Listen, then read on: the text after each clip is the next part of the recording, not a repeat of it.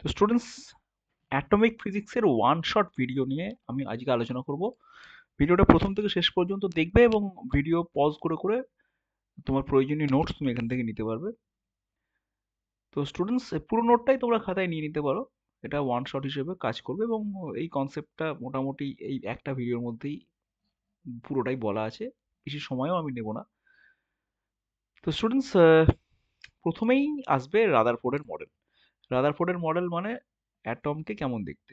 Rutherford তার gold foil experiment করেছিলেন, মানে স্বর্ণপত্রকে উনি আলফা পার্টিকেল দিয়ে হিট করেছিলেন এবং তার রেজাল্ট যা পেয়েছিলেন সেই অনুযায়ী উনি অ্যাটমের একটা মডেল দিয়েছিলেন। সেই তুমি পরীক্ষা তো সবাই জানো কি করেছিল না করেছিল, এবং ছবিটা একটা পরীক্ষার ছবিও আমি দিয়ে রেখেছি। তাও একটু বলে দিচ্ছি। উনি বিসমাথ নিয়েছিলেন, যার বিসমাথ 83 214, এটার আইসোটোপটা, এই আইসোটোপটা সবসময় আলফা পার্টিকেল নির্গত হতে থাকে। এই আলফা পার্টিকেল যখনই নির্গত হচ্ছে সেই আলফা পার্টিকেলটা কোথা দিয়ে পাঠালেন না, দুটো ব্রিক নিলেন। এটা হচ্ছে lead bricks as a collimator. Lead ব্রিকের মধ্যে দিয়ে আলফা পার্টিকেলকে খুব জোরে পাঠিয়ে দিলেন। আলফা পার্টিকেলগুলোর মোটামুটি 7.7 মেগা ইলেকট্রন ভোল্ট এদের কাইনেটিক এনার্জি থাকে। সেই কাইনেটিক এনার্জি নিয়ে ওরা সোজা গোল্ড ফয়েলকে হিট করছে। হিট করলে রেজাল্ট কি হচ্ছে দেখা যাচ্ছে, ম্যাক্সিমাম আলফা পার্টিকেল ওটাকে ভেদ করে চলে যাচ্ছে। এর থেকে সিদ্ধান্ত আসা গেল অ্যাটমের ম্যাক্সিমাম স্থান ফাঁকা। কিছু কিছু পার্টিকেল, আলফা পার্টিকেল গিয়েই আবার একদম ব্যাক করছে, 180 ডিগ্রি তাদের অ্যাঙ্গুলার ডেভিয়েশন হচ্ছে। তখন সিদ্ধান্ত না গেল না, ফাঁকা তো ঠিক আছে অ্যাটমের বেশিরভাগ স্থান, কিন্তু অ্যাটমের কোথাও না কোথাও একটা পজিটিভ চার্জ আছে। ঠিক আছে, তাহলে পজিটিভ চার্জ আছে অথচ অ্যাটমটা নিউট্রাল কেন? তাহলে নিশ্চয়ই নেগেটিভ চার্জও আছে। সেটা কোথায় আছে না, বাইরে আছে। তাহলে অ্যাটমের দুটো পার্ট, একটা নেগেটিভ চার্জের পার্ট, একটা পজিটিভ চার্জের পার্ট। পজিটিভ চার্জটা কেন্দ্রে আছে, নেগেটিভ চার্জটা বাইরে আছে, এবং অ্যাটমের বেশিরভাগ স্থানই ফাঁকা। অর্থাৎ কেন্দ্রে যে পজিটিভ চার্জ আছে সেটা ছাড়া বাইরে যে নেগেটিভ চার্জ আছে, সবাই মিলে যে অ্যাটমটা, তার বেশিরভাগ স্থানই ফাঁকা, মানে নেগেটিভ চার্জগুলো অনেক দূরে দূরে আছে। ক্লিয়ার? এইটা হচ্ছে অ্যাটমের মোটামুটি একটা স্ট্রাকচার উনি বললেন। তাহলে প্রশ্ন হচ্ছে যে তাহলে এখানে পজিটিভ চার্জ, এখানে নেগেটিভ চার্জ স্থির আছে কি করে? এই নেগেটিভ চার্জটা চলে আসার কথা কেন? তখন উনি বললেন না না না, স্থির নেই, ও ঘুরছে। ঘুরলে পারে কি হবে, অপকেন্দ্র বল, সেন্ট্রিফিউগাল ফোর্স কাজ করবে। সেই সেন্ট্রিফিউগাল ফোর্সটাকে ব্যালেন্স করেছে ইলেকট্রোস্ট্যাটিক ফোর্স। এটা বলে উনি ছাড়লেন, উনি একটা মডেলই হয়ে দিলেন। মোটামুটি এটাই রাদারফোর্ডের মডেল। কিন্তু সমস্যা হচ্ছে, আমরা এর আগে জেনেছি যে কোনো চার্জ যদি সে ত্বরান্বিত হয়, মানে অ্যাক্সিলারেটেড হয়, তাহলে সে রেডিয়েশন করে, এনার্জি রেডিয়েশন করে। তাহলে কি হলো ব্যাপারটা, এনার্জি যদি একটা ইলেকট্রন যদি সার্কুলেট করে, সে তো ত্বরান্বিত করছে, ত্বরণ, তার তো ত্বরণ আছে বা তার তো অ্যাক্সিলারেশন আছে, সেন্টিমিটার অ্যাক্সিলারেশন আছে। তাহলে অ্যাক্সিলারেশন থাকলেও তো রেডিয়েশন হবে, তাই না? ওকে। তো রেডিয়েশনের এনার্জি এনার্জি কমে যাবে। এনার্জি কমলে আস্তে আস্তে আস্তে আস্তে ইলেকট্রনটা ঘুরতে ঘুরতে ঘুরতে ঘুরতে ঘুরতে ঘুরতে ঘুরতে সেন্টারে এসে পড়বে, অর্থাৎ অ্যাটমের স্টেবিলিটি থাকছে না। তাহলে এই রাদারফোর্ডের মডেল অনুযায়ী অ্যাটমের স্টেবিলিটি থাকছে না। এটা একটা বিশাল বড় ফ্ল। এবং আরেকটা ফ্ল কি, আরেকটা ভুল কি, আরেকটা ভুল হচ্ছে এই মডেল অনুযায়ী তোমার যে ইলেকট্রন, সে তো এইভাবে শক্তি কন্টিনিউয়াসলি হারাচ্ছে। তাহলে কন্টিনিউয়াস স্পেকট্রাম পাওয়ার কথা, অর্থাৎ কন্টিনিউয়াসলি হারলে কন্টিনিউয়াসলি এখান থেকে আলোর বিকিরণ হওয়ার কথা, কিন্তু সেটা তো হয় না। অর্থাৎ কোথাও তো ভাই একটা কিছু গন্ডগোল আছে, তাই না? তো এই যে মডেলটা, এই মডেলটা পরে কারেকশন হয়েছিল, বোর মডেল এসেছিল। বোর মডেলে যাওয়ার আগে এই মডেল থেকে কি কি প্রশ্ন হতে পারে সেটা দেখে নিই। এই মডেলের, দেখো অবশ্যই এখানে নোটসগুলো নিয়ে নেবে। দেখো কনক্লুশন, এই মডেলের কনক্লুশনগুলো 5টা পয়েন্টে আমি কনক্লুশন লিখেছি। ঠিক আছে? এবার আমি আসছি। দেখো এইখানটা গ্রাফ দেখতে পাচ্ছি, গ্রাফটা একটু মাথায় রাখবে। এটা যেই মেনের জন্য এবং তোমাদের বোর্ড এক্সামের জন্য খুব ইম্পর্টেন্ট। যদি বোর্ড এক্সামে এইখান থেকে কোশ্চেন খুব একটা দেয় না, আমি যেই মেন খুব অবশ্যই বলবো, যেই মেনের জন্য ইম্পর্টেন্ট এই যে এই গ্রাফটা। মানে এই গ্রাফে দেখানো হচ্ছে যে এন ভার্সেস থিটা, মানে থিটা হচ্ছে অ্যাঙ্গেল অফ ডিফ্লেকশন। মানে এই যে যাচ্ছে, যেতে যেতে যেতে যেতে যেতে যেতে কি হচ্ছে, ধরো এইখানে একটা পজিটিভ চার্জ আছে, আর এইভাবে তুমি ছুঁড়েছো আলফা পার্টিকেলগুলো। যে একদম এই বরাবর পজিটিভ চার্জ বরাবর যাচ্ছে, সে তো ব্যাক করবেই হবে। কিন্তু যে একটু দূর দিয়ে যাচ্ছে, সে কি করবে, সে এরকম কাছে যাওয়ার পর পজিটিভ, যেহেতু নিজেও তো পজিটিভ আলফা পার্টিকেল, তাহলে সে এরকম এরকম ডেভিয়েট হয়ে যাবে। তাহলে এই যে অ্যাঙ্গেল অফ ডিফ্লেকশন বা ডেভিয়েশন, এই অ্যাঙ্গেলটাকে বলছি থিটা। থিটার সাথে এন এর গ্রাফ, মানে যত number of particle versus angle of deviation. যাদের অ্যাঙ্গেল অফ ডেভিয়েশন কম, যাদের অ্যাঙ্গেল অফ ডেভিয়েশন কম, সেখানে দেখো নাম্বার অফ পার্টিকেল প্রচুর বেশি। অ্যাঙ্গেল অফ ডেভিয়েশন যত বাড়ছে, যত বাড়ছে তত পার্টিকেল সংখ্যা কিন্তু কমে যাচ্ছে। অর্থাৎ যেসব পার্টিকেল গুলো পুরোপুরি 180 ডিগ্রিতে ডিফ্লেক্ট হয়েছে, মানে বিশাল অ্যাঙ্গেল অফ ডেভিয়েশন, তাদের সংখ্যা কম। আর যারা কম অ্যাঙ্গেলে ডেভিয়েট হয়েছে তাদের সংখ্যা কিন্তু বেশি। এই নিয়ে একটা গ্রাফ হয়েছে, এই গ্রাফ থেকে এদের এন আর থিটার মধ্যে সম্পর্ক দেখো, এটা লিখে রেখেছি আমি, এই সম্পর্ক থেকে কিন্তু অঙ্ক আসতে পারে। কিরম অঙ্ক বলে দেবে, দেখো এই একটা অঙ্ক দিয়ে দিয়েছি এখানে। বলছে যদি if 2000 number of particle scattered at angle 60 degree, যদি 60 ডিগ্রি অ্যাঙ্গেলে 2000টা পার্টিকেল স্ক্যাটার হয়, তাহলে 90 ডিগ্রি অ্যাঙ্গেলে কটা পার্টিকেল স্ক্যাটার হবে? এটা হচ্ছে তার প্রশ্ন, তাই না? তার উত্তর এই ফর্মুলা দিয়ে করে দেবো আমি। এই ফর্মুলা n1/n2 ইজিক্যাল টু কি আসবে? এটা তো কেটে যাবে, ঠিক আছে? n1/n2 আসবে সাইন, এইটা আসবে sine to the power 4 theta by 1, sine to the power 4 theta 2/2, theta 1/2 আর থিটা 2/, এই রেশিওটা বসালেই তুমি অঙ্ক পেরে যাবে, তাই না? হয়ে গেল অঙ্ক, দেখো এটাতে আমরা পেয়ে যাচ্ছি, আমরা এইভাবে করে ফেলতে পারবো। ক্লিয়ার? এটা ইজি আছে। এরপরে যেটা আসছে খুব ইম্পর্টেন্ট, প্রশ্ন খুবই দেয়, সেটা হচ্ছে নিয়ারেস্ট অ্যাপ্রোচ। আলফা পার্টিকেলকে তুমি ছুড়ে দিলে, একটা নিউক্লিয়াসের দিকে ছুড়ে দিলে, সে কতটা দূর পর্যন্ত নিউক্লিয়াসের দিকে কাছাকাছি যেতে পারবে, সেটাকে বলে নিয়ারেস্ট। তাহলে আলফা পার্টিকেল, ধরো এটা নিউক্লিয়াস, তুমি একটা আলফা পার্টিকেলকে ছুড়ে দিয়েছো, সে তো যত যাবে তত নিউক্লিয়াসটাকে রিপেল করবে, যেতে দেবে না।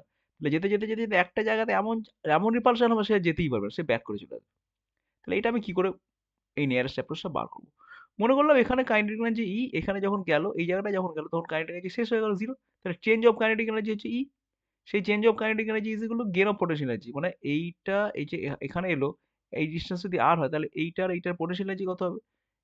এটা গুণ করো Q1 Q2, করো Q1 Q2 বাই আর, তাই না? তাহলে ই এর জায়গায় আমি কি লিখবো? 1/4 pi epsilon naught Q1 Q2 by R. এইটা থেকে আমরা ব্যবহার করে এই আরটাকে আমরা পেয়ে যেতে পারবো। দেখো এইটাই আমরা এখানে দেখিয়েছি। দেখো আলফা পার্টিকেলের এটা হচ্ছে ওর কাইনেটিক এনার্জি ইনিশিয়াল, এটা এখানে 0 হয়ে গেল। তাহলে লস অফ কাইনেটিক এনার্জি হচ্ছে এটা, half M V square. Gain of potential energy কত? এইখানে এসছে আলফা পার্টিকেল, এখানে সেই চার দিকে আসছে, সেই নিউক্লিয়াসেরটা এখানে আছে, এদের মধ্যে ডিস্টেন্স r0 ধরেছি। তাহলে এটার চার্জ দেখো Q1 Q2 বাই আর করেছি, r0 করেছি। সেখান থেকে আমরা ভ্যালুগুলো বসিয়ে দিচ্ছি, ভ্যালুগুলো বসিয়ে আমি এই ফর্মুলা পাচ্ছি। কিউ, মানে যার গায়ে ধাক্কা লাগে তার যে Q2 সেটা হচ্ছে জেড ইন্টু ই, মানে তার অ্যাটমিক নাম্বার যদি জেড হয়, তাহলে জেড ইন্টু ই তো টোটাল চার্জ।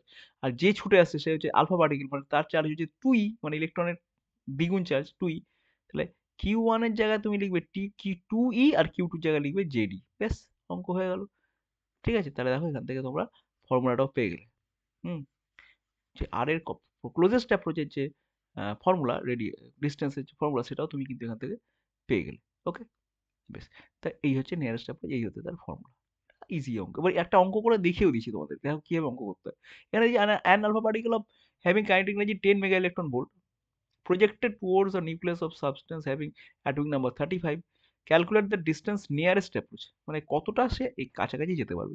অঙ্ক দেখো, মনে করলাম এই দেখো এখানে এটা তো নিয়ারেস্ট অ্যাপ্রোচ মনে করলাম, তাহলে এইখানটায় যখন পার্টিকেলটা এলো, আর এই যে আলফা পার্টিকেল যখন এলো, আর এইখানে যে আছে তার চার্জ হচ্ছে 35, আর যে এসছে সেটা হচ্ছে 2 ই, তাদের মধ্যে ডিস্টেন্স হচ্ছে r0। তাহলে এখানে পোটেনশিয়াল এনার্জি কত হবে? 35 into 2 E by r0 into 1/4 pi epsilon naught, এটা হচ্ছে পোটেনশিয়াল এনার্জি। ঠিক আছে? সেইটা ইজ ইকুয়াল টু কি? সেইটা ইজ ইকুয়াল টু এইখান থেকে এখানে যে এসছে কাইনেটিক এনার্জি লস হয়েছে, এখান থেকে এখানে আসার জন্য কাইনেটিক এনার্জি যত লস হচ্ছে সেটা বসাতে হবে। এখন ফাইনালি কাইনেটিক এনার্জি 0 হলো, তাহলে ইনিশিয়াল কাইনেটিক এনার্জি যেটা ছিল সেটা বসাতে হবে। ইনিশিয়াল কাইনেটিক এনার্জি কত? 10 মেগা ইলেকট্রন ভোল্ট, তাই না? তাহলে দেখো এইখানটায় ইনিশিয়াল কাইনেটিক এনার্জি আমরা তাহলে করে দেবো এইভাবে। দেখো আমি তাই করেছি। গেন অফ ডেল্টা পি হচ্ছে এটা, লস অফ কাইনেটিক এনার্জি হচ্ছে এটা। দেখো 10 মেগা ইলেকট্রন ভোল্ট ছিল, সেখান থেকে জুলেও কনভার্ট করেছি আমি, জুল বেরিয়ে গেছে। ঠিক আছে? আর potential energy formula 1/4 Q1 Q2 by R, এই দুটোকে সেম করতে হবে, এটাকে এই দুটোকে সেম করতে হবে। মানে কোন দুটোকে বলো তো? এই দেখো এইটাকে আর এইটাকে সেম করে দেবো, সেম করে দিলাম। সেম করে দিলেই তুমি কিন্তু এটা r0 পেয়ে যাবে, এইটা বোঝা গেল? বেশ, এইবারে চলে আসো বোর অ্যাটমিক মডেল। এই ওর যে রাদারফোর্ডের যে অ্যাটমিক মডেল হলো না, এইটার যে ত্রুটি ছিল সেই ত্রুটিগুলোকে ওভারকাম করে বোর একটা মডেল দিলেন। উনি বললেন যে ভাই ইলেকট্রন ঘুরবে ঠিকই, কিন্তু ওর এনার্জি রেডিয়েশন হবে না, কারণ ইলেকট্রন যে কক্ষপথে ঘুরছে সেই কক্ষপথের যা এনার্জি, ইলেকট্রনও তাই এনার্জি, সেই জন্য ইলেকট্রন কোনো এনার্জি রেডিয়েশন করবে না। অর্থাৎ তার পস্টুলেটের প্রথম পয়েন্টটি হচ্ছে যে permissible orbit, no energy radiation, মানে অরবিটটা যেটা সেটা পারমিসিবল অরবিট এবং কোনো এনার্জি রেডিয়েশন হবে না। সেকেন্ড পস্টুলেট হচ্ছে ওর যে কৌণিক ভরবেগ MVR, ঠিক আছে? আর এন মানে হচ্ছে যত নম্বর কক্ষপথে ঘুরছে তার ব্যাসার্ধ, তাহলে MVR যদি গুণ করো তাহলে কৌণিক ভরবেগ আসছে। সেই কৌণিক ভরবেগটা হচ্ছে NH/2 পাই, সেকেন্ড পস্টুলেট। এবং থার্ড পস্টুলেট হচ্ছে পারমিসিবল অরবিট থেকে যদি সে চেঞ্জ করে অন্য কোনো অরবিটে আসে, তাহলে কিন্তু ওর লস অফ এনার্জি, কারণ এখানে ধরো এনার্জি মনে করো E2, যে অরবিটে আসছে তার এনার্জি E1, তাহলে আলটিমেটলি ইলেকট্রনেরও এনার্জি E2 থেকে E1 হয়ে যাবে, কারণ অরবিটের যে এনার্জি ইলেকট্রনও তাই এনার্জি হতে হবে স্টেবল থাকতে গেলে। তাহলে ওইখান থেকে যখন এখানে আসছে E2 থেকে E1 এ আসার জন্য যে এনার্জি লস হচ্ছে ডেল্টা ই, E2 মাইনাস E1 ডেল্টা ই, সেটা সমান কি হবে? সেটা সমান এইচ নিউ, যেখানে নিউ হচ্ছে এনার্জির জন্য যে আলো তৈরি হচ্ছে সেই আলোর ফ্রিকোয়েন্সি। ইলেকট্রনে জাম্প করার জন্য আলো তৈরি হয়, সেই আলোর এনার্জি হচ্ছে এইচ নিউ। সেই এইচ নিউ কোথা থেকে আসছে? ইলেকট্রনের লেভেল জাম্পের জন্য যে এনার্জি ডিফারেন্স হচ্ছে সেই ডিফারেন্স থেকেই আসছে। সেই জন্য delta is equal two H new. তাহলে এই তিনটে হচ্ছে মেন পস্তুলেট অফ। ক্লিয়ার? এরপরে বোর মডেল থেকে আমরা কিন্তু মজার মজার জিনিস করতে পারি, যখন সবার আগে হচ্ছে অ্যাটমিক রেডিয়াস বোর মডেল থেকে কিন্তু আমরা করতে পারি। ওকে, বোর মডেল থেকে আমরা অ্যাটমের রেডিয়াস বার করতে পারি। দেখো অ্যাটমের রেডিয়াস বার করার এই ফর্মুলা আমি লিখেছি ঠিকই, তো তোমরা খাতায় লেখো। ঠিক আছে, এন এন হচ্ছে প্রিন্সিপাল কোয়ান্টাম নম্বর, কত নম্বর কক্ষপথে ঘুরছে। এইচ হচ্ছে প্ল্যাঙ্কের কনস্ট্যান্ট, ইপসিলন জানো তোমরা সবই। তাহলে এইখান থেকে তুমি এই ফর্মুলাটা লিখো যে এইটাকে কনভার্ট করলে অ্যাংস্ট্রমে যদি আনো, তাহলে আর এন ইজ ইকুয়াল টু, মানে আর এন মানে রেডিয়াস অফ এন এর অরবিটাল। এটা যদি এন এর অরবিটাল হয় তাহলে আর এন হচ্ছে কত? 0.53 by N, 0.53 N square by Z, এটা অ্যাংস্ট্রমে আসছে। ঠিক আছে, এন স্কোয়ার মানে কত নম্বর কক্ষপথ সেইটা স্কোয়ার বাই জেড। তার মানে কি আর এন ভ্যারিজ আস কিন্তু এন স্কোয়ার। তার মানে এন যদি ডবল হয়ে যায় তাহলে আর এন কি হবে? আর এন কিন্তু 4 গুণ হয়ে যাবে, রেডিয়াসটা কিন্তু 4 ডবল হয়ে যাবে, কারণ এন ডবল হয়ে যাবে মানে পরের কক্ষপথে এন ইজ ইকুয়াল টু 1 থেকে এন ইজ ইকুয়াল টু 2 তে যখন যায় ডবল হয়ে যাচ্ছে এনটা, তাহলে কিন্তু 4 গুণ ওদের রেডিয়াস বেড়ে যাবে, কারণ R N is equal to N square, R N varies as N square. ঠিক আছে, আশা করি বোঝা গেল এখান থেকে। ইজি প্রবলেম, ইজি ফর্মুলাটাও ইজি, মনে রাখাটাও খুব একটা কঠিন কাজ নয়, মনে রাখতে পারবে আশা করছি এটা। তারপরে আসছে energy of nth orbit. Electron যখন এনএথ অরবিটে ঘুরছে তখন এনার্জি কি? ইলেকট্রনের কাইনেটিক এনার্জি আছে, পোটেনশিয়াল এনার্জি আছে, টোটাল এনার্জি আছে। দেখো একটু মনে করে দেখো, ইজি, খুব ইজি। পোটেনশিয়াল এনার্জি ফর্মুলার দিকে দেখো, Z square by R N, মানে কি অ্যাকচুয়ালি একটা ইলেকট্রন, আর এখানে যে এটা আছে সেটা যে জেড ইন্টু, তার অ্যাটমিক নাম্বার মানে যে যাকে কেন্দ্র করে ঘুরছে তার তো জেডই, আর এখানে ইলেকট্রন ঘুরছে, তাহলে এইটা ইন্টু এটা বাই আর হচ্ছে পোটেনশিয়াল এনার্জি। দেখো তাই হচ্ছে Z square by R N. Potential energy মাঝখানে একটা মাইনাস হবে, মাইনাস মাপ, কারণ ওর ইলেকট্রনের চার্জ তো মাইনাস, তাহলে এই করতে এইভাবে পোটেনশিয়াল এনার্জি আসছে। ঠিক আছে, আর কাইনেটিক এনার্জি দেখো ঠিক তার পজিটিভ সাইন হবে, kinetic energy half M V square, সে কখনো নেগেটিভ হয় না। তাহলে কাইনেটিক এনার্জি দেখো জানো পোটেনশিয়াল এনার্জির সাথে জাস্ট দুই ভাগ করে দিলেই তার কাইনেটিক এনার্জি চলে আসছে, তাই না? দেখো তাই তো আসছে, পোটেনশিয়াল এনার্জির সাথে জাস্ট দুই ভাগ করে দিলেই দেখো কাইনেটিক এনার্জি চলে আসছে। পোটেনশিয়াল এনার্জি নেগেটিভ আছে, দেখো নেগেটিভ, আর কাইনেটিক এনার্জি পজিটিভ আছে, তাই না? তাহলে এইটা হচ্ছে কি কে কাইনেটিক এনার্জি ফর্মুলা। দেখো জাস্ট এইখানে 8 হয়ে গেছে, এখানে ছিল 4, এখানে হয়ে গেছে 8, একই সব সেম আছে। ক্লিয়ার? তার মানে কাইনেটিক এনার্জি আর পোটেনশিয়াল এনার্জির মধ্যে কিন্তু একটা সম্পর্ক আসছে। হুম, বেশ। এরপরে দেখো টোটাল এনার্জি কি? টোটাল এনার্জি এই দুটোকে যোগ করলে টোটাল এনার্জি আসবে। দেখো টোটাল এনার্জি ই ধরলাম, এই দুটোকে যোগ করলে ই আসবে। ই মানে কি? -1/8πε0 জেড স্কয়ার বাই আর। দেখো এই টোটাল এনার্জি আর কাইনেটিক এনার্জির দিকে তাকাও, দুটোই কিন্তু একই ভ্যালুতে একই, কিন্তু একটা হচ্ছে নেগেটিভ। তাহলে এখানে এই রিলেশনটা তোমার মনে রাখতে হবে যে টোটাল এনার্জি আর কাইনেটিক এনার্জির মধ্যে সম্পর্ক কি, পোটেনশিয়াল এনার্জি আর টোটাল এনার্জির মধ্যে সম্পর্ক কি, পোটেনশিয়াল এনার্জি আর কাইনেটিক এনার্জির মধ্যে কি সম্পর্ক। এই সম্পর্ক তিনটে কিন্তু সবসময় তোমাকে মাথায় রাখতে হবে, যে কোনো সময় এখান থেকে যে কোনো মুহূর্তে অঙ্ক দিতে পারে। ওকে, বেশ। তাহলে একটা ইলেকট্রনের যে এনের অরবিটালে যে ইলেকট্রন ঘুরছে তার এনার্জি হচ্ছে এটা।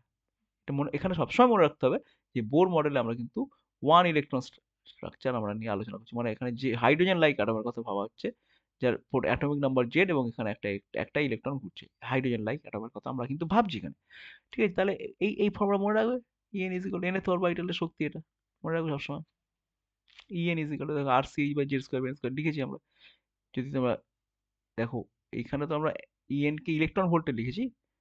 ঠিক আছে, এটা জুলে যদি লিখতাম তাহলে ইএন এর ফর্মুলা এটা আসছে, জুলে লিখলে পরে আর সি মানে Rydberg constant, C into H, C হচ্ছে আলোর বেগ, এইচ হচ্ছে এইচ প্ল্যাঙ্ক কনস্ট্যান্ট, এভাবে কিন্তু আমরা লিখে রাখতাম। রিডবার্গ কনস্ট্যান্টের ভ্যালু কিন্তু 1.097 ইন্টু 10⁻7 মিটার ইনভার্স, এইভাবে আমরা রিডবার্গ কনস্ট্যান্ট ভ্যালুও লিখে রেখেছি, মাথায় রাখবে, এটা খুব ইম্পর্টেন্ট। যদি কারো মাথায় রাখতে অসুবিধা তাহলে এই পার্টটাকে বাদ দিয়েও মাথায় রাখবো, 10⁻7 পাবে, এইভাবে রিডবার্গ কনস্ট্যান্টের ভ্যালু এইভাবে মনে রাখো, তাহলেও সহজ। হুম, বেশ। এইবারে একটা এনার্জি থেকে আরেকটা এনার্জি লেভেলে জাম্প করলে তার কত এনার্জি রেডিয়েশন, মানে এইখান থেকে ধরো এইখানে জাম্প করেছে, N2 থেকে N1 এ জাম্প করেছে, তাহলে কত এনার্জি ও লস হবে? N2 তে এনার্জি কত আর N1 এ এনার্জি কত? দুটো এনার্জি বসিয়ে দিলে পরে আমরা এইটা ওয়েভ ফর্মুলা পাবো। সেখান থেকে আমরা ফ্রিকোয়েন্সির ফর্মুলা পাই, সরি 1/λ পাচ্ছি, ওয়েভ নাম্বার যাকে বলে। ডেল্টা ই মানে কি? H C by lambda. Delta E energy radiate করছে, তাহলে এইচ নিউ, তাহলে এই নিউ এর জায়গায় কি লিখবো? সি বাই ল্যামডা, তাহলে এইচ সি বাই ল্যামডা হচ্ছে এনার্জি লস্ট। ঠিক আছে, সেখান থেকে এইচ সি বাই ল্যামডা থেকে শুধু 1/λ যদি ক্যালকুলেট করতে হয় তাহলে আমরা এই ফর্মুলা পাবো। ঠিক আছে, দেখো এখানে পেয়েছি, যেখানে আর হচ্ছে গিয়ে রিড ব্যাক কনস্ট্যান্ট, আর হচ্ছে গিয়ে রিড ব্যাক কনস্ট্যান্ট, ঠিক আছে, বা ওয়েভ নাম্বার বা নিউ ফ্রিকোয়েন্সি, কি ওয়েভ নাম্বার বা নিউ বার ইজিক্যাল টু এই ফর্মুলা তোমাদের আছে, এই ফর্মুলা মাথায় রাখার কথা, যেখানে আর হচ্ছে রিড ব্যাক কনস্ট্যান্ট।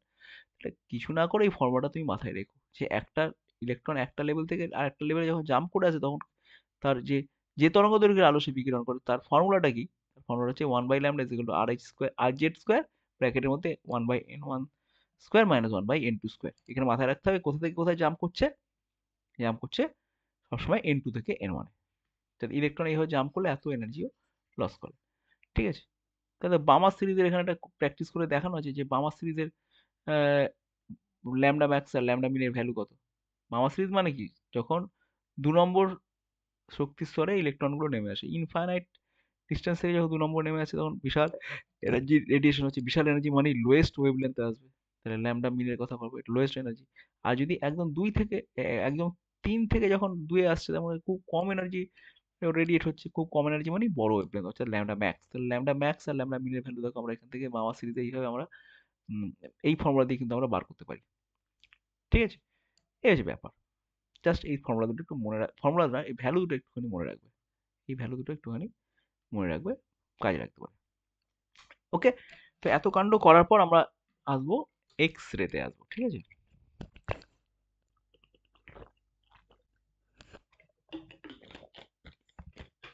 প্রচন্ড ইম্পর্টেন্ট।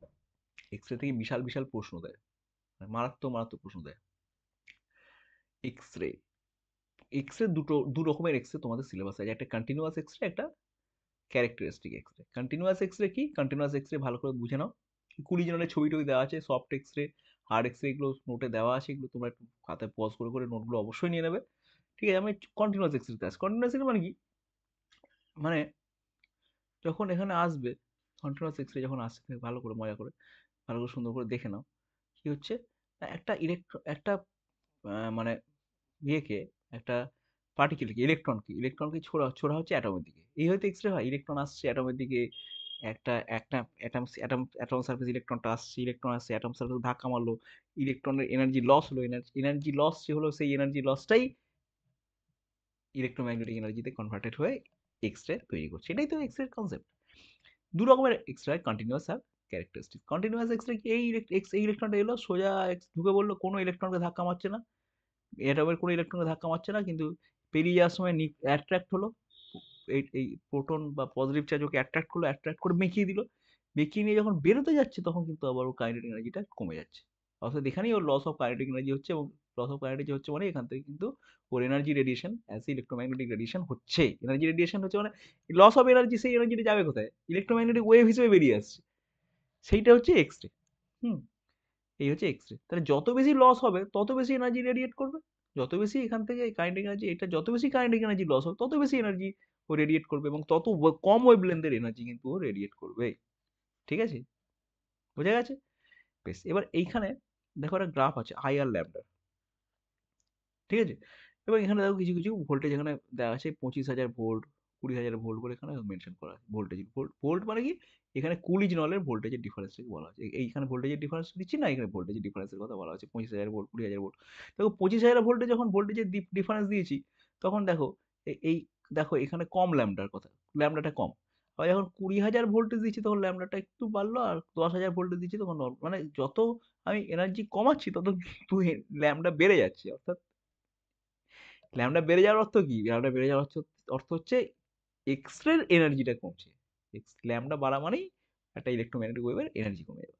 বুঝতে পারছো? যত বেশি ভোল্টেজ দেবে, তত তোমার বেশি শক্তিশালী ওয়েভ বেরোবে, যার ল্যামডা কম হবে। যেমন 25,000 ভোল্টে যখন দিচ্ছি, তাই তো হয়েছে। তো এই হচ্ছে একটা এনার্জি ডিস্ট্রিবিউশন। ঠিক আছে, এটা এটা একটা intensity distribution curve versus lambda X ray. আশা করি বুঝতে পারলে। বেশ, এবার কাট অফ ওয়েভলেন্থ বলে খুব মজাদার একটা ইন্টারেস্টিং একটা পার্ট আছে। কাট অফ ওয়েভলেন্থ কি? কাট অফ ওয়েভলেন্থ হচ্ছে, দেখো, if electron loss total kinetic energy k0, the energy of x-ray is maximum, then wavelength will be minimum. বলতে চাইছি, একটা ইলেকট্রন যখন ম্যাক্সিমাম এনার্জি লস করে ফেলে, তখন সে যে ওয়েভলেন্থটা নির্গত করবে, সেটা হবে মিনিমাম। এই মিনিমাম ওয়েভলেন্থটাই হচ্ছে কাট অফ ওয়েভলেন্থ। ঠিক আছে? ধরো ওর টোটাল এনার্জি k0 ছিল, সেই k0ই লস হয়ে গেল। তাহলে k0 লস হয়ে যায়, k0 মানে h নিউ লিখবো বা hc বাই ল্যামডা লিখবো। hc বাই ল্যামডা মানে তুমি যদি তুমি এইটাকে ইলেকট্রন ভোল্টে লেখো আর এই ল্যামডাটাকে যদি অ্যাংস্ট্রমে লিখতে চাও, এটা খুব সুন্দরভাবে তুমি k0 এর জায়গায় তুমি ইলেকট্রন ভোল্টে ভ্যালু বসাবে, ইভিতে ভ্যালু বসাবে, আর hc বাই ল্যামডা মিনের জায়গায় তুমি কি লিখতে পারো, 12,420 বাই ল্যামডা লিখতে পারো। এটা তোমার মডার্ন ফিজিক্সে যখন আমি ওই ওয়েভ পার্টিকেল ডুয়ালিটি পড়েছি বা ফটো ইলেকট্রিক ইফেক্ট পড়েছি তখন শিখিয়েছিলাম যে এইচসি বাই ল্যামডাতে ল্যামডাকে যদি তুমি অ্যাংস্ট্রমে লেখো, তাহলে এইচসির ভ্যালু তুমি লিখতে পারো 12,420 ল্যামডা, ল্যামডা যেখানে অ্যাংস্ট্রমে। এটা মানে যে এনার্জির কথা বোঝাচ্ছে, তো সেই এনার্জিটা কিন্তু ইলেকট্রন ভোল্টে তোমাকে লিখতে হবে। এটা কিন্তু আমি শিখিয়েছি এর আগে। দেখা যায় অঙ্ক করলেই বুঝতে পেরে যাবে কিরকম ব্যাপারটা দাঁড়াচ্ছে। ঠিক আছে, অঙ্ক একটু পরে আসছে। যাই হোক, ল্যামডা মিন মানে এটা তো বুঝতে পারছো, ল্যামডা মিন মানে এখানে কি করে আসছে, ল্যামডা মিন মানে এইচসি বাই k0। মানে k0 হচ্ছে টোটাল এনার্জি, k0 হচ্ছে total energy, total energy total যে বিশাল এনার্জি লস হয়ে গেছে k0 সেটা, সেই এনার্জি লস মানে এইচসি বাই ল্যামডা। তাহলে ল্যামডা মানে কি, ল্যামডা মানে এইচসি বাই k0, এটাই করা হচ্ছে। ওকে, আশা করি বোঝা গেল। বেশ, এরপর আছে ক্যারেক্টারিস্টিক এক্সরে।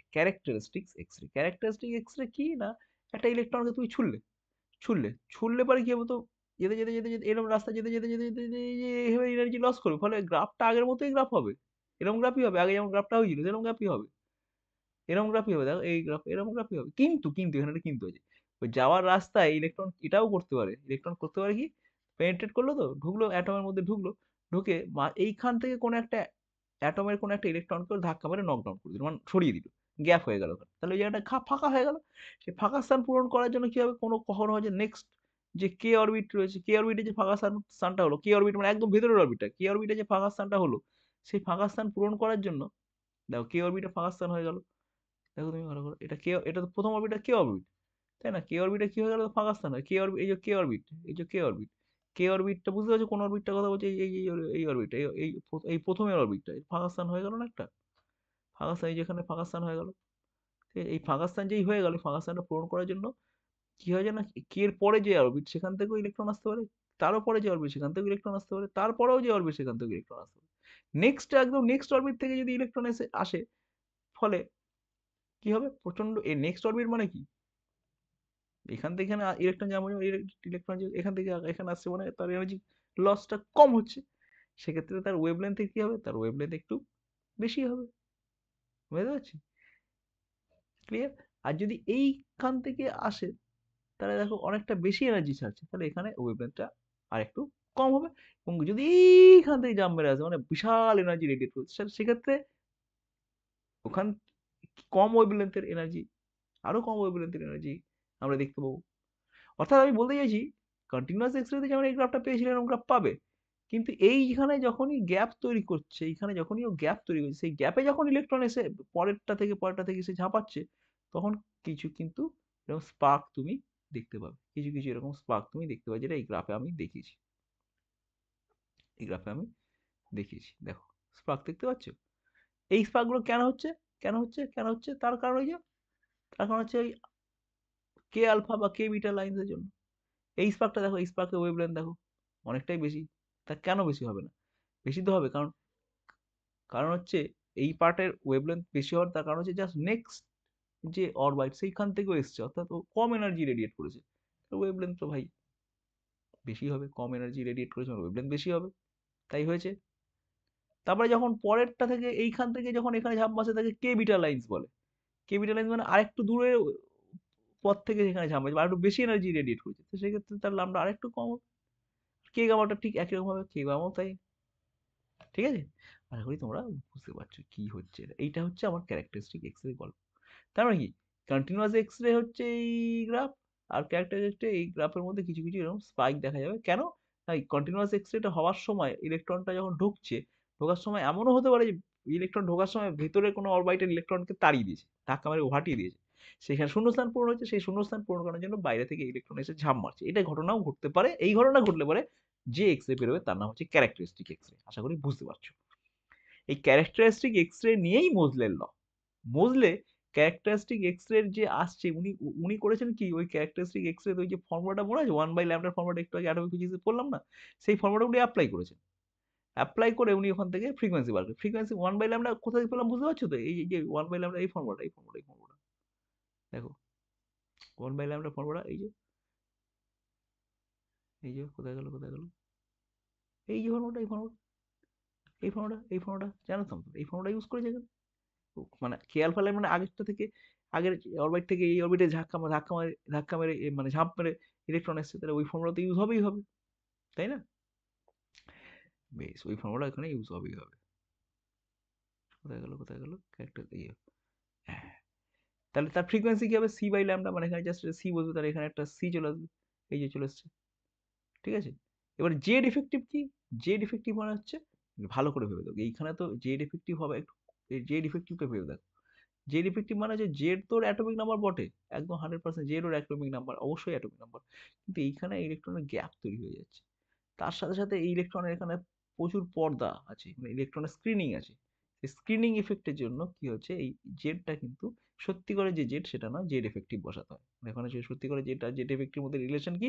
জেড ইফেক্টিভ হচ্ছে ভাই সত্যি করে জেড থেকে এক বাদ দিয়ে লেখা হয়, দেখো তাই হয়েছে। সত্যি করে জেড মানে আসল জেড, তার থেকে এক বাদ, দেখো জেড ইফেক্টিভের জায়গায় আমি Z minus one whole square বসিয়েছি, বুঝেছি না? বেশ, তাহলে দেখো এবার এই পার্টটা দেখো, এই পার্টটা বলো বা এই পার্টটা বলো, এই জায়গাটা, এই পার্টটা গোড়াটাই কিন্তু কনস্ট্যান্ট। এফ এর সাথে ভ্যারি করছে কি? জেড মাইনাস ওয়ান এর হোল স্কোয়ারটা ভ্যারি করছে, তাহলে এফ ভ্যারি দ্বারা লিখতে পারি জেড মাইনাস ওয়ান এর হোল স্কোয়ার, লিখতে পারি এইটা। তা এটাই হচ্ছে আমাদের মোজলের ল। মোজলের ল হচ্ছে কি? ফ্রিকোয়েন্সির সাথে কে আলফা লাইনের যে ফ্রিকোয়েন্সি তার সাথে ওর অ্যাটমিক নাম্বারের রিলেশন বোঝায়, এটাই মোজলের ল। ঠিক আছে, ভেরি ইজি। এরপরে আমরা চলে আসছি কিছু কিছু প্রবলেম। দেখো, find maximum and minimum wavelength of Balmer series, খুব কমন প্রশ্ন। বার্মার সিরিজ মানে কি? বার্মার সিরিজ মানে হচ্ছে এইটা, যে তোমাদের যে এনার্জি লেভেল ডায়াগ্রাম গুলো আছে না, এনার্জি লেভেল ডায়াগ্রামে তোমরা এনার্জি লেভেল ডায়াগ্রাম আঁকতে জানো তো? এনার্জি লেভেল ডায়াগ্রাম প্রথমটা ধরো এটা n ইকুয়াল টু 1 এর জন্য এনার্জি, তারপরটা যদি এইখানে n ইকুয়াল টু 2 এর জন্য হয়, হ্যাঁ, n ইকুয়াল টু 3 এর জন্য কিন্তু এতটা গ্যাপ থাকবে না, n ইকুয়াল টু 3 এর জন্য কম গ্যাপ থাকবে। তো তার উপরে যদি যাও তুমি n ইকুয়াল টু 4 এর জন্য আরো কম গ্যাপ থাকবে, তার উপরে গেলে আরো কম থাকবে। যত উপর দিকে তুমি এনার্জি লেভেলে যাবে তত গ্যাপ কিন্তু কমে আসবে, এটা কিন্তু মাথায় রাখবে। সেটা রেখেই কিন্তু আমি এখানে এনার্জি লেভেল ডায়াগ্রামটা এঁকেছি। তাহলে এখানে বার্মার সিরিজ বলতে কি না, 2 নম্বর কক্ষপথে আসবে ইলেকট্রন ঝাঁপ মেরে, ইনফিনিটি থেকে আসবে, তার আগে থেকে আসবে, তারপর থেকে আসবে, যেখান থেকে আসবে না কেন কোথায় আসবে? 2 নম্বরে আসবে। তাহলে যেটা ইনফিনিটি থেকে ঝাঁপ মারে আসছে তাতে তো বিশাল এনার্জি লস হচ্ছে, অর্থাৎ তার মিনিমাম ল্যাম্বডা সেখানে তৈরি হচ্ছে।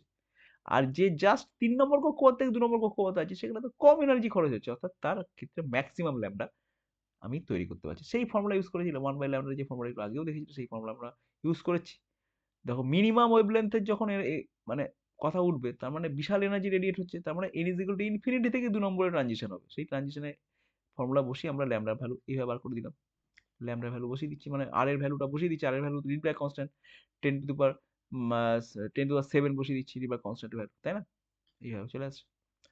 বেশ, ম্যাক্সিমাম ওয়েভলেন্থের কি? ম্যাক্সিমাম ওয়েভলেন্থ হচ্ছে জাস্ট 3 থেকে 2 এ যখন ইলেকট্রনটা জাম্প করছে তখন এনার্জি তো কম রেডিয়েট হচ্ছে, এনার্জি কম মানে ম্যাক্সিমাম ওয়েভলেন্থের গল্প বলা হচ্ছে। তো এই একই ফর্মুলা ইউজ করে আমরা কিন্তু 1/λ বার করতে পারি, এই আগের মতো করেই আমরা ফর্মুলা দিয়ে ম্যাক্সিমাম এবং minimum wavelength of Balmer series বার করতে পারি। ঠিক আছে, এরপর আছে ফর লিথিয়াম 2+ অ্যাটম বা আয়ন, find required energy to excite an electron from first Q state to third Q state. First Q test থেকে থার্ড কিউ টেস্টে, মানে কিউ টেস্ট মানে যে কোয়ান্টাম স্টেটে নিয়ে যেতে গেলে কত এনার্জি লাগবে। তো আমরা তো জানি যে কোনো স্টেটে এনার্জির ফর্মুলা এটা। তুমি কোথা থেকে কোথায় নিয়ে যাচ্ছ সেটা তুমি ভ্যারি করাবে। এন এর জায়গায় তুমি একবার বসাবে কোথায়, এক বছর ফার্স্ট, আর এর জায়গায় তুমি একবার বসাবে থার্ড, এই দুটো ফার্স্ট আর থার্ড এই দুটোকে বিয়োগ করবে, দেখো তাই করা হয়েছে। বিয়োগ করলে এবার এই ভ্যালু বসিয়ে দিচ্ছি, বসিয়ে দিয়ে অ্যান্সার বার করে দিচ্ছি, 108.8 ইলেকট্রন ভোল্ট হবে। ঠিক আছে, এখানে শুধু মাথায় রাখার বিষয় আছে যে এটা যে লিথিয়াম +2 আয়ন যখন বলেছে তখন এর যে জেড, সেই জেড এর ভ্যালু কিন্তু 3, এটা কিন্তু মাথায় রাখতে হবে। যেমন এখানে আমি 3 বসাতে ভুলে গেলেই বিপদ। ঠিক আছে, 3 স্কোয়ার বসিয়ে দেখতে পাচ্ছ অঙ্কটা কিভাবে করেছি। এই হচ্ছে ব্যাপার। অঙ্ক স্টেটমেন্ট টুকে নেবে, ভিডিও পজ করে নিজের প্রয়োজন মতো, ঠিক আছে, এবং করতে থাকবে। এরপরে আমরা আসছি আর একটা অঙ্কে আসছি। An electron stream of 30 kilovolt falls on molybdenum target. Find cutoff wavelength. Cutoff wavelength মানে কি? এই টোটাল ভোল্টেজ, টোটাল শক্তিটাই নষ্ট হয়ে গেছে, টোটাল শক্তিটাই এনার্জি রেডিয়েট করতে কাজে লেগে গেছে, অর্থাৎ total Shakti k0 is equal two hc/λ। এবার দেখো, যদি বলেছিলাম যে এইটাকে যদি তুমি ইলেকট্রন ভোল্টে লেখো, ইলেকট্রন ভোল্টে তো লিখছি 36,000 কিলো, ঠিক আছে, ইলেকট্রন ভোল্ট লেখো। তাহলে এইচসি বাই ল্যামডা লেখার সময় তুমি এখানে 12,420 বাই ল্যামডাটাকে তুমি কিসে লিখবে, অ্যাংস্ট্রমে লিখবে। ব্যাস এই ফর্মুলা তুমি ইউজ করলে তোমার এখান থেকে ল্যামডা বেরিয়ে যাবে। আমি এটা করেছি এবং এইভাবে ল্যামডাও বার করেছি, 0.345 angstrom. Wavelength of k alpha for z is equal to 11 is lambda. Find value of z for which wavelength will be 4 lambda. মানে কে আলফা লাইনের ওয়েভলেন্থ হচ্ছে ল্যামডা, যখন জেড হচ্ছে 11, তাহলে কে আলফা লাইনের ওয়েভলেন্থ 4 ল্যামডা কখন হবে, যখন জেড কত তখন 4 ল্যামডা হবে, জেডটা কত হলে 4 ল্যামডা হবে, এটা বার করতে হবে। ইজি। তোমরা তো জানো মোজের ল মানে এই formula, frequency is equal two এই ফর্মুলা। ফ্রিকোয়েন্সি মানে যদি এটা তাহলে ফ্রিকোয়েন্সি রেশিও, ফ্রিকোয়েন্সি এই যে ওয়েভলেন্থের রেশিও মানে ফ্রিকোয়েন্সির উল্টো রেশিও বসবে, ল্যামডা 2 বাই ল্যামডা 1। তাহলে এখানে এখানে ল্যামডা 2 বাই ল্যামডা 1 মানে দেখো একদম বুঝতে পারছো। দেখো F1 এর জায়গায় F1 বসলে এটা J0 হতো, F2 হলে পরে Z2 হতো, কিন্তু F এর জায়গায় তো ল্যামডা আছে, তার উল্টো রেশিও আসবে, তাই হয়ে বসেছে এখানে।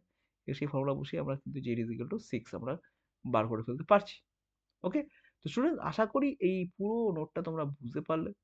ওকে, নোটটা নিজের মতো করে স্ক্রিনে ফেলে zoom zoom in zoom out করে নিজের মতো করে নিয়ে নোটটা তোমরা খাতায় লিখে নিও। ওকে, তো স্টুডেন্টস ক্লাসটা আমি এখানেই শেষ করছি, দেখা হচ্ছে নেক্সট ক্লাসে। ওকে, চলো টাটা। ও হ্যাঁ, যেটা বলতে ভুলে গেলাম, যারা নতুন ভিউয়ার অবশ্যই চ্যানেলটা সাবস্ক্রাইব করবে। ওকে।